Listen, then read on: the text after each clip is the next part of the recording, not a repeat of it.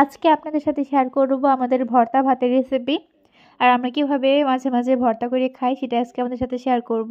ভর্তা তো কম বেশি সবাই খেয়ে থাকেন, কিন্তু আমরা যেভাবে খাই সেভাবে আজকে আপনাদের সাথে শেয়ার করব।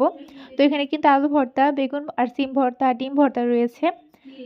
আর সকাল সকাল গরম ভাত দিয়ে এই ভর্তা কিন্তু একদম জমে যায়। আর যারা যারা এখন আমাদের এই চ্যানেলটিকে সাবস্ক্রাইব করেনি তারা কিন্তু অবশ্যই সাবস্ক্রাইব করে যাবে। তো প্রথমে এখানে কিন্তু আমার আম্মু মরিচ, পেঁয়াজ আর ধনেপাতাগুলোকে কেটে নিয়েছে। আর এখানে কিন্তু সরিষার তেল দিয়ে নিয়েছে। ভর্তা যেমনই হোক না কেন সরিষার তেল দিলে কিন্তু একদম ভর্তাটা জমে যায়। আর সরিষার তেল ছাড়া কিন্তু ভর্তা একদমই হয় না বা মজা লাগে না।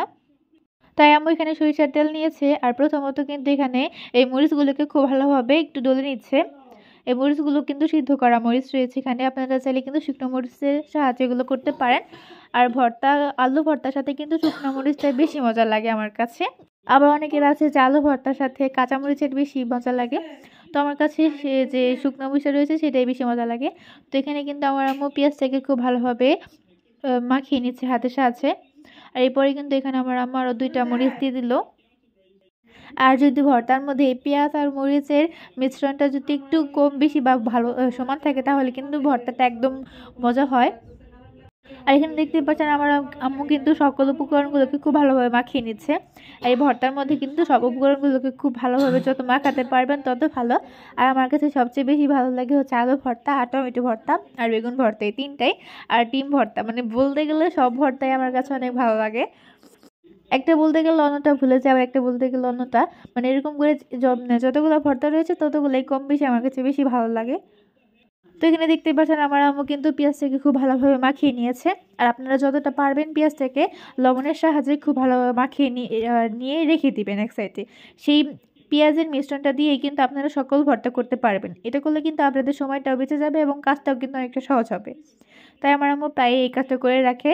যেমন শুকনো মরিচের ভর্তা করে পেঁয়াজের সাথে সেটা রেখে আমরা ফ্রিজে রেখে দিই, সেটা আমরা 1 সপ্তাহের মতো খেয়ে থাকি। এখানে কিন্তু আমার আম্মু আলুটা খুব ভালোভাবে এখন মাখিয়ে নিচ্ছে। আলুটা কিন্তু খুব ভালোভাবে মাখানোর পর এখান থেকে আমার আম্মু একটু পেঁয়াজের সেই মিশ্রণটাকে নিয়ে নিল। এটা কিন্তু আপনারা করে ফ্রিজে রাখতে পারেন, অথবা এই পেঁয়াজের এই মাখাটা কিন্তু আপনারা আলাদাও খেতে পারেন। এটা কিন্তু অনেকটা মজা। যদি আপনারা এই শুকনো মরিচ দিয়ে করেন তাহলে কিন্তু আরও মজা হবে। আর শুকনো মরিচ দিয়ে আমরা প্রায় এগুলো করে থাকি, করে এগুলো দিয়ে আমরা ভর্তাও খাই, আবার এই মরিচের ভর্তা আমরা আলাদাও খেয়ে থাকি। বিশেষ করে চিতই পিঠার সাথে কিন্তু এই মরিচের ভর্তা আর কোনো জবাবই হয় না। তো এখানে দেখতেই পাচ্ছেন আমার আম্মু কিন্তু আলু ভর্তাটা খুব ভালোভাবে করে নিল। আর এরপরে কিন্তু আমার আম্মু একই নিয়মে বেগুন ভর্তা আর সিম ভর্তাটাকে করে নেবে। বেগুন আর সিম দুটি কিন্তু একসাথে ভর্তা করতে হয়। আবার অনেকে আছে যারা এই দুটোকে আলাদা ভর্তা করে, তো আমরা এই দুটোকে একসাথে ভর্তা করে খাই। আমাদের কাছে একসাথে এই দুটোকে ভর্তা করলে বেশি মজা লাগে, তাই আমরা একসাথে এটিকে ভর্তা করে খাই। তো এখানে দেখতে পাচ্ছেন আমাদের আলু ভর্তার মধ্যে কিন্তু পরিমাণ মতো লবণ দেওয়া হচ্ছে। তো পরিমাণ মতো লবণ দেওয়ার পর আবার কিন্তু এটিকে হাতের সাহায্যে খুব ভালোভাবে মিশিয়ে নিতে হবে। তো এই মিশ্রণটাকে যত ভালোভাবে মেশাতে পারবেন এটার স্বাদ কিন্তু ততটাই ভালো আসবে। আর সকাল সকাল যখন আপনারা এই গরম ভাতের সাথে এই আলু ভর্তার সাথে একটু লেবু দিয়ে খাবেন তাহলে এত মজা মনে হবে যে একদম মিলিয়ে যাচ্ছে আপনার ভাতের সাথে। আর এমন কেউ নাই যে কিনা এই আলু ভর্তার সাথে ডাল এটা পছন্দ করে না। আমাদের বাঙালিদের খাবারই হচ্ছে আলু ভর্তা এবং ডাল, এটা না হলে তো বাঙালিদের জমেই না। তো এখানে দেখতে পাচ্ছেন আমাদের কিন্তু আলু ভর্তাটা হয়ে গিয়েছে। এই আলু ভর্তাটাকে আমার আম্মু একটু টেস্ট করে নিল। আর এরপর কিন্তু এখানে বেগুন ভর্তাটা করা হবে। তো এরপর এখানে আমার আম্মু বেগুন ভর্তার জন্য বেগুনটাকে নিয়ে নিল। আর এই বেগুন ভর্তাটাও কিন্তু একই নিয়মে করতে হবে। তো প্রথমে বেগুনটাকে খুব ভালোভাবে মাখিয়ে নিতে হবে। আর বেগুনের মধ্যে যে আঁশটা থাকবে আপনারা চাইলে কিন্তু সেটা ফেলেও দিতে পারেন, আঁশটা কিন্তু অতটা ভালো লাগে না খেতে। তো তারপর আমার আম্মা একটু এই পেঁয়াজের মিশ্রণটাকে দিয়ে নিল। আর এখানে কিন্তু আমার আম্মু সিমটাকে দিয়ে দিবে। তো বেগুন আর সিম ভর্তা কিন্তু একসাথে খেলেও অনেক মজা লাগে। আর বেগুন পুড়িয়ে ভর্তা করলে কিন্তু আরেকটা মজা, আবার বেগুন সিদ্ধ করে খালে কিন্তু আরেকটা মজা। তো অলরেডি কিন্তু আমাদের এই বেগুন পুড়িয়ে রান্না করার রেসিপিটা আমাদের পেজে ছিল, কিন্তু আমরা পেজ থেকে ডিলিট করে দিয়েছি। তো আপনারা চাইলে কিন্তু আমরা সেভাবে আপনাদের সাথে শেয়ার করতে পারি। কিছুদিন পরে আমরা বেগুন পুড়িয়েও আপনাদের সাথে শেয়ার করব যে কীভাবে আমরা বেগুন পুড়িয়ে টমেটোর সাথে সেই রেসিপিটা তৈরি করি।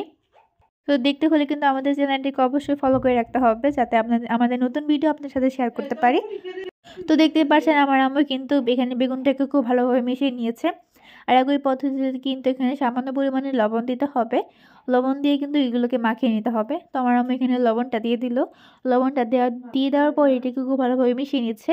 এখানে কিন্তু আমাদের বেগুন আর সিম ভর্তাটাও হয়ে গেল। এইবার হবে ডিম ভর্তা। তো ডিম ভর্তা কিন্তু কম বেশি সবাই খেয়ে থাকে এবং সবারই কিন্তু এই ডিম ভর্তা কিন্তু অনেক মজা লাগে। এমনি আমি ডিম খেতে পারি না, আমার কাছে কেমন যেন লাগে, কিন্তু ভর্তা করার পর আমার কাছে আর কিছুই মনে হয় না। এতটা মানে স্বাদটা বেড়ে যায় যে ভর্তা করার পর তখন আমার কাছে আরও বেশি মজা লাগে। আর ভর্তা করে খেলেই কিন্তু বেশ একটা মজা লাগে এবং স্বাদটাও কিন্তু অন্যরকম চলে আসে, ঝাল ঝাল একটা ভাব চলে আসে ডিমের মধ্যে। আর যখনই সময় পাই আমি তখনই ডিম সিদ্ধ থাকলে সেটাকে ভর্তা করে খাওয়ার চেষ্টা করি। তো এখানে যে দেখতেই পাচ্ছেন আমার আম্মু কিন্তু ডিমকে ভর্তা করছে। আর এই ডিমকেও কিন্তু একই নিয়মে আমার আম্মু ভর্তা করবে। তো ডিম ভর্তা তো কম বেশি সবাই খেয়ে থাকেন, আর বিশেষ করে এই ডিম ভর্তা আর টমেটো ভর্তা আমার কাছে সবচেয়ে বেশি ভালো লাগে। আর আলু ভর্তা বেগুন ভর্তা তো আছেই। তো এখানে দেখতে দেখতে কিন্তু ডিম ভর্তাটা আমাদের হয়ে গিয়েছে, আর এবার হচ্ছে খাওয়ার পালা। আর এবার আমরা এই 3টা ভর্তা দিয়ে একসাথে খাবো। এই 3টা ভর্তাই কিন্তু একদম বলার মতন এতটা মজা হয়েছিল। আর ভর্তা যখনই রান্না করা হয় তখনই সেটা একদম জমে যায় আমার কাছে, এত ভালো লাগে সেটা আমি ভর্তা ছাড়া আর কিছুই খাই না। তো অনেকেই কিন্তু আছে যারা ভর্তা খেতে বেশি পছন্দ করেন, বিশেষ করে বাঙালি যারা আছে তারা এই ভর্তাটা খেতে বেশি পছন্দ করে। যেহেতু ভাত ডাল আমাদের প্রধান খাবার, তার মধ্যে যদি ভর্তা হয়ে যায় তাহলে তো আর কোনো কথাই নেই। ভর্তা দিয়েই কিন্তু 1 প্লেট ভাত একদম খাওয়া যাবে, 1 প্লেট না তার থেকেও বেশি ভাত খাওয়া যাবে।